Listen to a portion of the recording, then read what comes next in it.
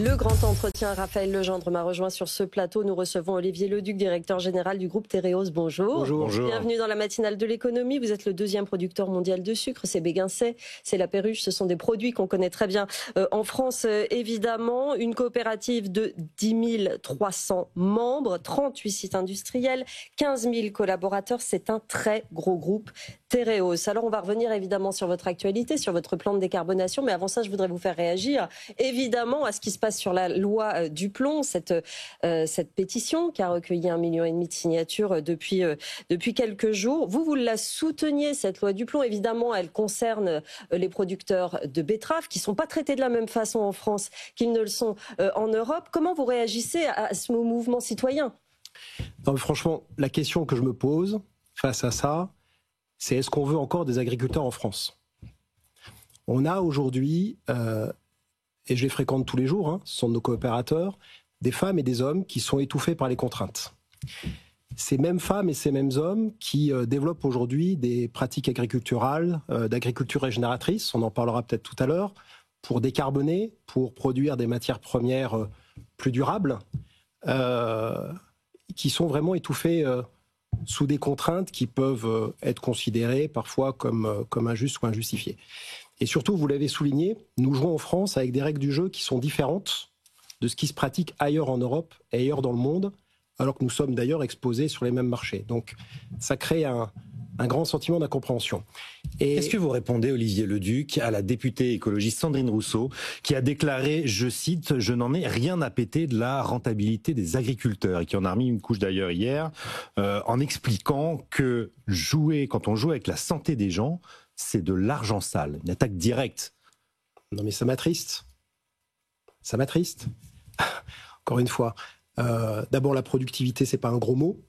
Ce sont des gens qui doivent vivre de leur production et vendre leur production. Mais de tels propos, franchement, m'attristent.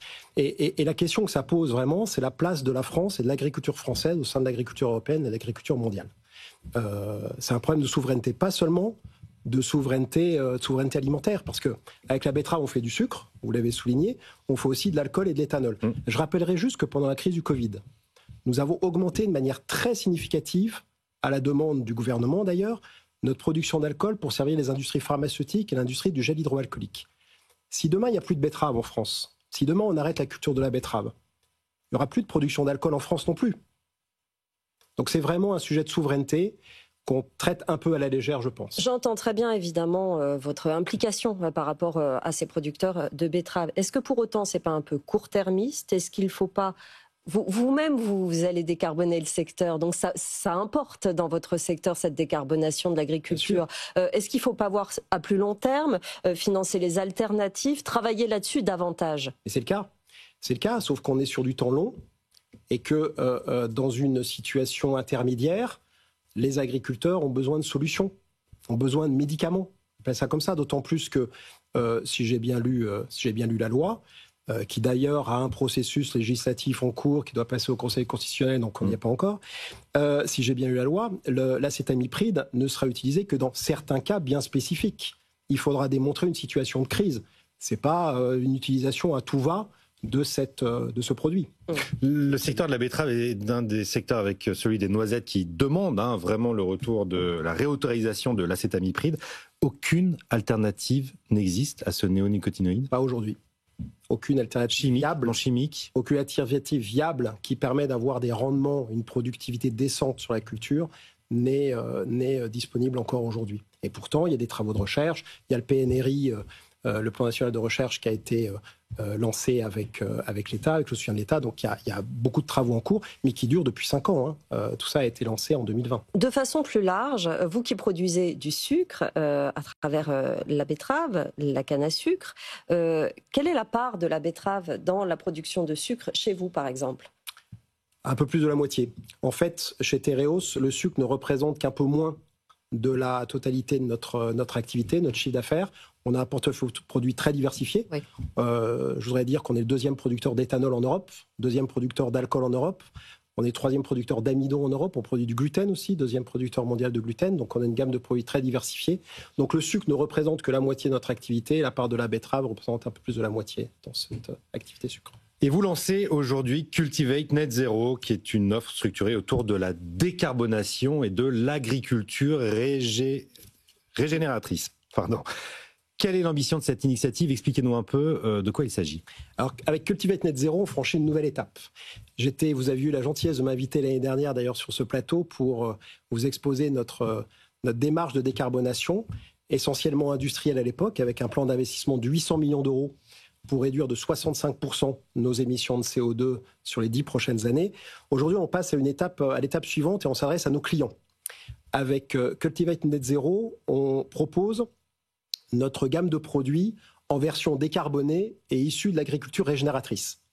Donc l'agriculture régénératrice, c'est un ensemble de pratiques agricoles vertueuses qui préservent la santé des sols, qui améliorent la teneur en carbone des sols et qui permet effectivement qui est une première étape vers la décarbonation de la matière première.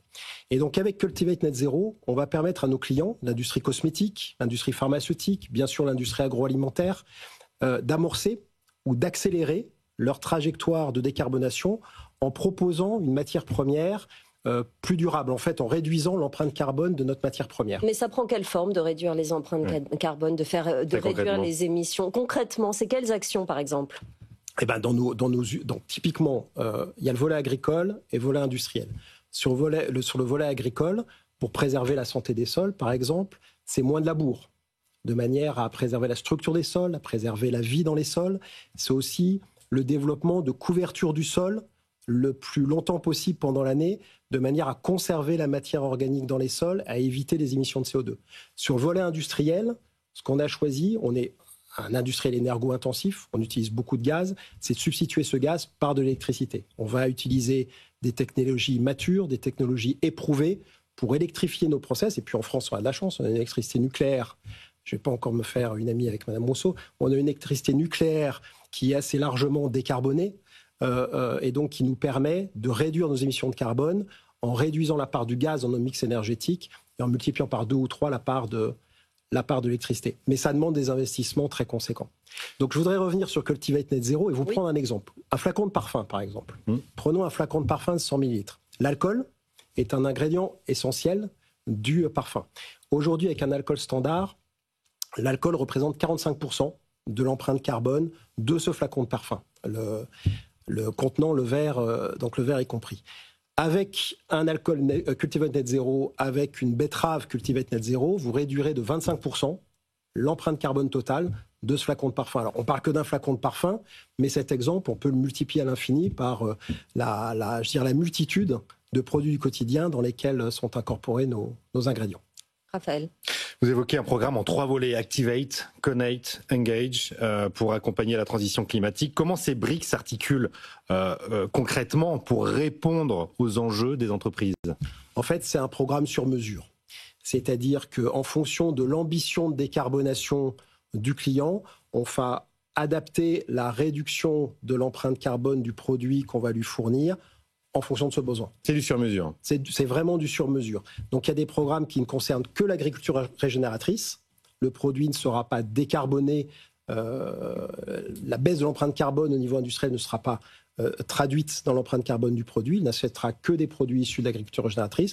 Et il y a des offres complètes où le client peut acheter de l'agriculture régénératrice, mais en même temps un produit plus décarboné. C'est lui qui choisit le niveau de décarbonation, le niveau de réduction de l'empreinte carbone qu'il souhaite pour son produit en fonction de sa propre stratégie. Donc vous avez un catalogue de services, c'est un catalogue, ça revient à ça. Producteurs, j'allais dire finalement. Et les producteurs, comment vous les accompagnez? Parce que c'est un vrai changement pour eux aussi parfois.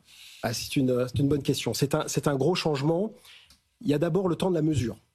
On se doit, et c'est le rôle de la coopérative, d'accompagner nos coopérateurs pour les inciter à faire ce qu'on appelle des diagnostics carbone, à mesurer dans leur exploitation, pas seulement sur la betterave, sur toute leur exploitation, leur empreinte carbone, le niveau d'émissions de CO2 qu'ils ont. Et la coopérative finance là une grande partie du coût de ce diagnostic carbone. Et puis il y a le temps de l'amélioration. C'est-à-dire qu'on participe à un certain nombre de programmes avec d'autres coopératives pour partager ensemble un référentiel. Et ensuite, pour ceux de nos agriculteurs, on en a plusieurs centaines, aujourd'hui on en a 600, qui s'engagent dans une démarche de progrès, d'amélioration de leur empreinte carbone via la mise en place des pratiques que j'évoquais tout à l'heure. Nous leur versons une prime filière pour les accompagner. Parce que c'est des investissements, parce que c'est des coûts, parce que parfois c'est aussi une baisse de rendement et de productivité sur les premières années. Donc on les accompagne. Et c'est le rôle de la coopérative. Et on parle de quel quantum d'agriculteurs, de producteurs là? Aujourd'hui, vous l'avez dit tout à l'heure, on a 10 300 coopérateurs. Cette année, on aura fait 1000 diagnostics carbone. Et on a 600 agriculteurs qui sont engagés dans l'agriculture régénératrice. On a pris un engagement, c'est que d'ici 2032, 20% des matières premières qu'on utilisera seront issues de l'agriculture régénératrice. Ça fait 8 millions de tonnes de matières premières au niveau du groupe, c'est-à-dire non seulement la betterave, mais également le blé, le maïs et la canne. Merci beaucoup Olivier Leduc d'être venu nous voir, directeur général du groupe Tereos. Merci d'être venu dans la matinale de l'économie.